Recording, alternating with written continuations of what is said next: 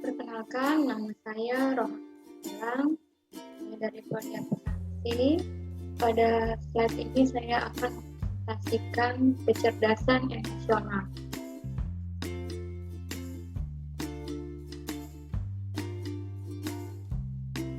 Mata kuliah Emotional Intelligence dengan dosen pengampu Dr. Supriyadi, STP, MPD.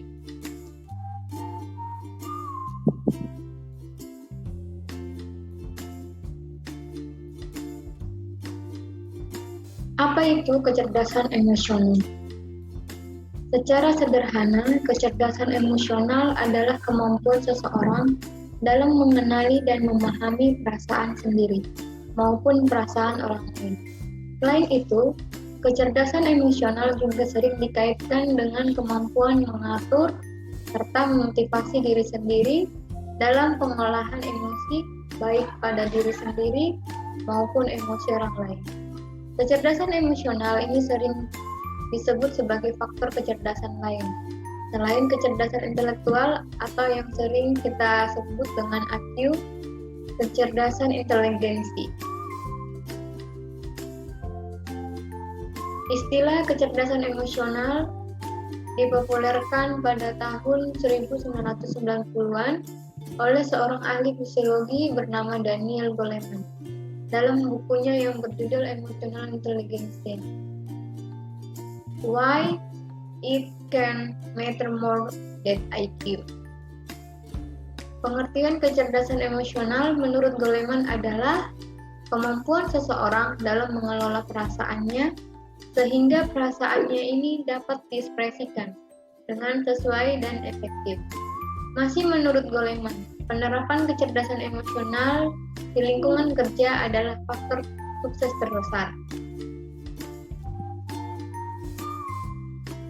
Bagaimana untuk meningkatkan kecerdasan emosional? Mengasah emosional quotient. Untuk mencapai tingkat kecerdasan emosional yang tinggi, tidak dapat dilakukan dalam waktu singkat. Hal ini merupakan sebuah proses yang berlangsung perlahan-lahan. Pada dasarnya melatih diri untuk meningkatkan kecerdasan emosional adalah sesuatu yang sederhana.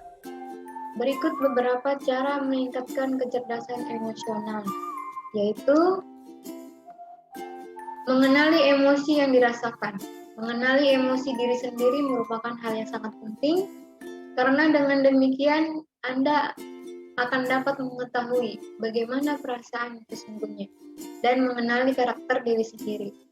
Mengidentifikasi apa yang sesungguhnya dirasakan membantu untuk menangkap pesan yang dikirimkan oleh diri sendiri.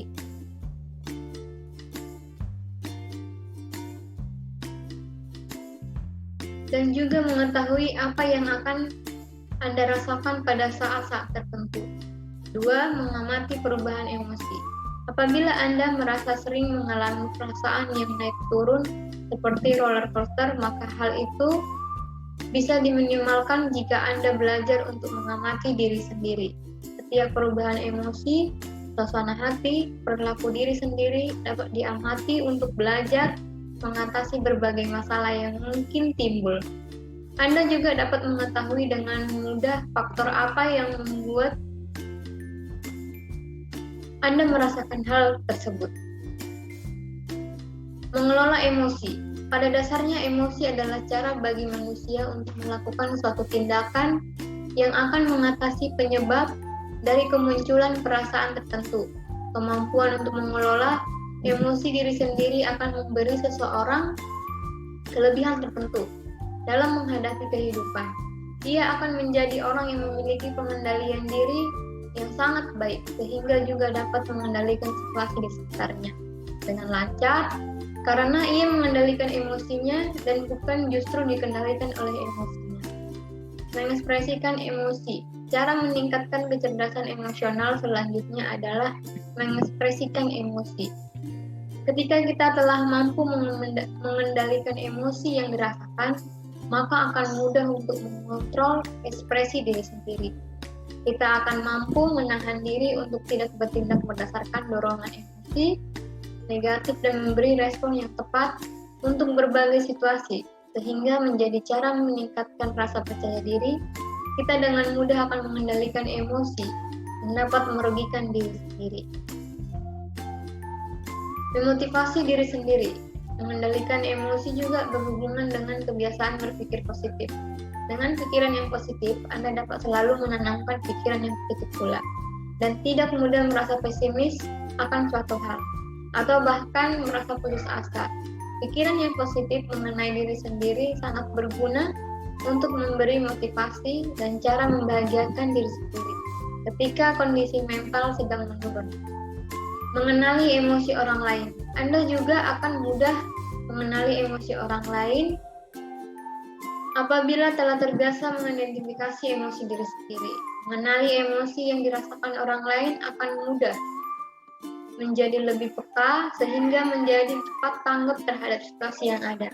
Mengenali emosi dapat dilihat dari bahasa tubuh seperti gerak tangan, intonasi suara, sorot mata, ekspresi wajah, dan gerakan tubuh lainnya. Dasar pada hubungan interpersonal adalah kemampuan mengenali emosi yang dirasakan orang lain. Mengelola emosi orang lain, karena manusia adalah makhluk yang emosional, maka hubungan yang dibangun antar pribadi merupakan hubungan berdasarkan emosi. Hal ini berkaitan dengan kemampuan kita mengelola emosi orang lain.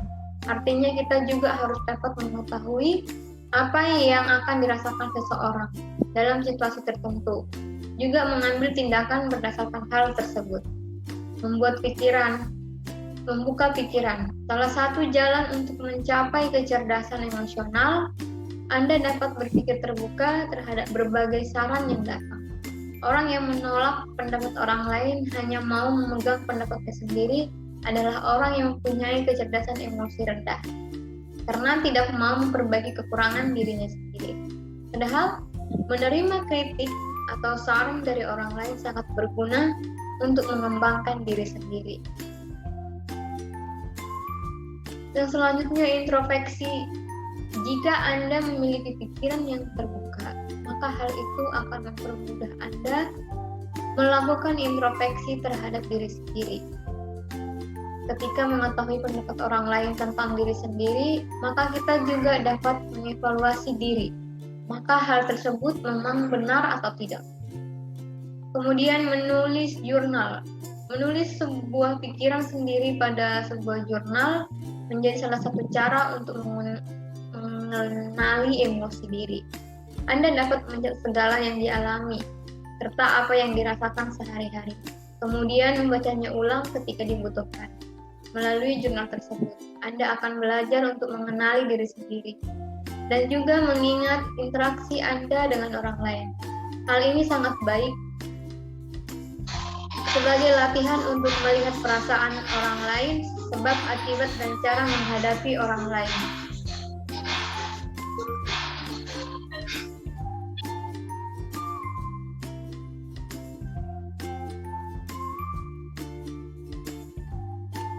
Selanjutnya, mengasah empati. Tingkat empati yang tinggi adalah bekal untuk mencoba memahami orang lain dengan baik. Karena itulah Anda perlu mengasah empati dengan benar dan melatih diri agar memiliki empati yang akan menuntut Anda kepada kecerdasan emosional yang tinggi. Latihlah empati Anda dengan memperhatikan beberapa hal berikut.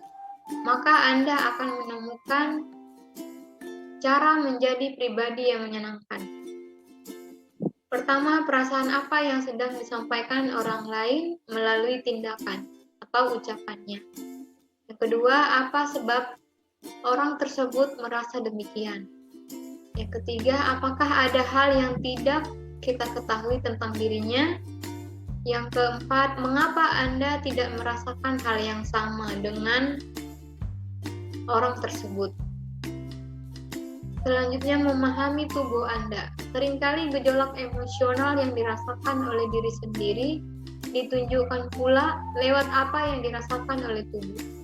Misalnya, Ketika sedang gugup, kita akan merasa mual atau berkeringat dingin. Amarah akan membuat kita gemetar, stres akan membuat kita sulit tidur atau kehilangan selera makan. Apabila kita bisa mengenali reaksi tubuh kita sendiri, maka akan mempermudah kita menyadari apa yang dirasakan pada situasi tertentu. Belajar berhubungan dengan orang lain. Kemampuan menjalin hubungan atau berinteraksi dengan orang lain juga berhubungan dengan kecerdasan emosional. Orang pendiam akan menjadi menarik apabila ia memiliki kecerdasan emosional.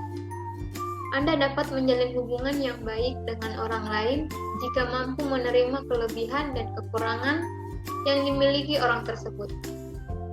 Jika Anda tidak dapat menyesuaikan dengan berbagai sifat orang lain, maka tentunya Anda akan kesulitan dalam proses pergaulan sosial.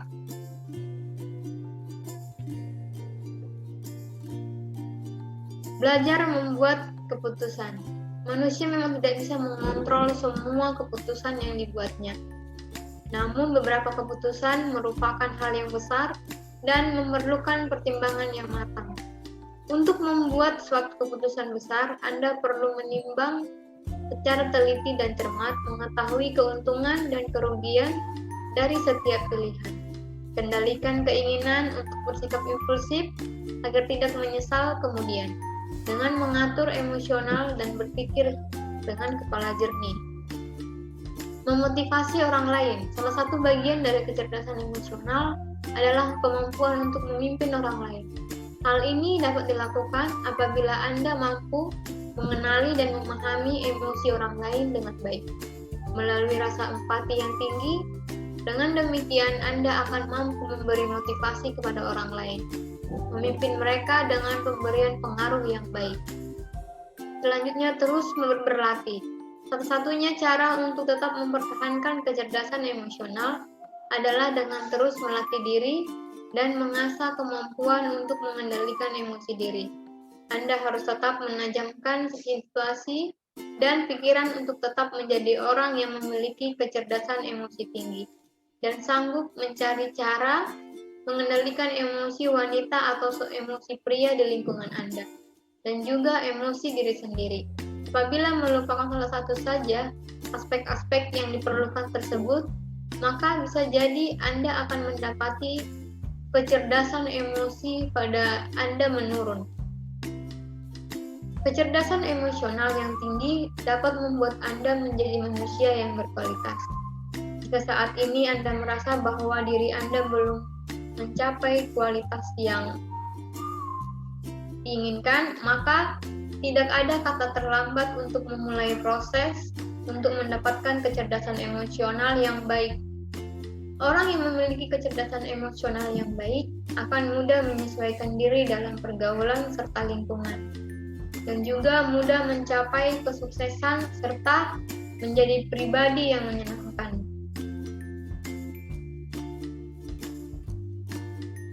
Mengapa kecerdasan emosional itu penting? Dalam pendidikan formal, belajar menunjukkan adanya perubahan yang sifatnya positif, sehingga pada tahap akhir akan didapat keterampilan, kecakapan, dan pengetahuan baru. Hasil dari proses belajar tersebut tercermin dalam prestasi belajarnya. Namun dalam upaya meraih prestasi belajar yang memuaskan, dibutuhkan proses belajar. Proses belajar yang terjadi pada individu memang merupakan sesuatu yang penting, karena melalui belajar individu mengenal lingkungannya dan menyesuaikan diri dengan lingkungan di sekitarnya. Menurut Irwanto, belajar merupakan proses perubahan dari belum mampu menjadi mampu dan terjadi dalam jangka waktu tertentu. Dengan belajar, siswa dapat mewujudkan cita-cita dan harapan. Belajar akan menghasilkan perubahan-perubahan dalam diri seseorang. Untuk mengetahui sampai seberapa jauh perubahan yang terjadi, perlu adanya penilaian. Begitu juga dengan yang terjadi, seorang siswa yang mengikuti suatu pendidikan selalu diadakan penilaian dari hasil belajarnya. Penilaian terhadap hasil belajar seseorang siswa Untuk mengetahui sejauh mana telah mencapai sasaran belajar inilah yang disebut sebagai prestasi belajar. Prestasi belajar menurut Yadi Wirawan dalam Mujono adalah hasil yang dicapai seorang siswa dalam usaha belajarnya sebagaimana dicantumkan dalam nilai rapornya. Melalui prestasi belajar seseorang siswa dapat mengetahui kemajuan-kemajuan yang telah dicapainya dalam belajar. Proses belajar di sekolah adalah proses yang sifatnya kompleks dan menyeluruh. Banyak orang yang berpendapat bahwa untuk meraih prestasi yang tinggi dalam belajar, seseorang harus memiliki inteligensi quotient atau IQ yang tinggi karena inteligensi merupakan bekal potensial yang akan memudahkan dalam belajar dan pada gilirannya akan menghasilkan prestasi belajar yang optimal. Menurut Binet dalam buku Winkel, hakikat inteligensi adalah kemampuan untuk menetapkan dan mempertahankan sesuatu untuk mengadakan penyesuaian dalam rangka mencapai tujuan itu, dan untuk menilai keadaan diri secara kritis dan objektif.